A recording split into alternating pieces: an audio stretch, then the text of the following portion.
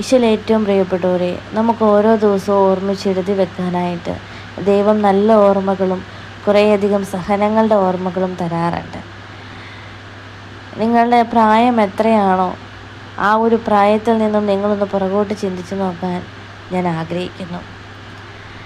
നിങ്ങൾ നടന്നു വന്ന വഴികളിൽ മുള്ളുകൊണ്ടിട്ടുള്ള പാതകളും ഒരുപാട് സന്തോഷത്തിൻ്റെ സുഗന്ധത്തിൻ്റെ പൂക്കൾ വിതറിയിട്ടുള്ള പാതകളും ഉണ്ടാകാം.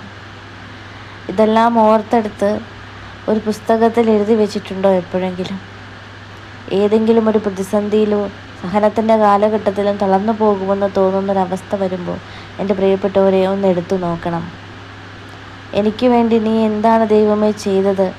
ഇത്രയും ഞാൻ അനുഭവിച്ചു, നീ എന്തുകൊണ്ടാണ് ചെയ്യാതിരിക്കുന്നതെന്ന് നമ്മൾ പലപ്പോഴും കുറ്റപ്പെടുത്തുമ്പോൾ ഒരു തവണയെങ്കിലും നമ്മൾ എഴുതി വെച്ചിരിക്കുന്ന കാര്യങ്ങൾ എടുത്ത് നോക്കുമ്പോൾ നമുക്ക് മനസ്സിലാകും നമ്മുടെ ജീവിതത്തിൽ ദൈവം പ്രവർത്തിച്ചിരിക്കുന്ന അത്ഭുതങ്ങൾ, അനുഭവങ്ങൾ നമ്മളെ എത്രമാത്രം ദൈവം കരുതിയിട്ടുണ്ട് എന്ന് നമുക്ക് മനസ്സിലാക്കാനായിട്ട് സാധിക്കത്തുള്ളൂ.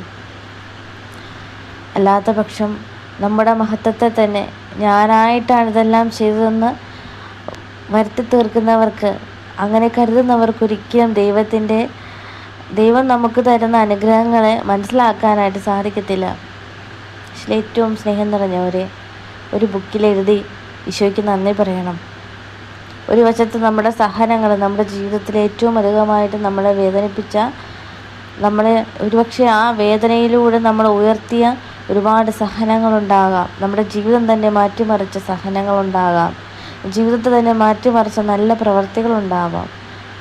മറന്നു പോകാതെ എഴുതി വെച്ചിട്ട് കർത്താവിന് നമുക്ക് നന്ദി പറയാൻ പ്രിയപ്പെട്ടവരെ.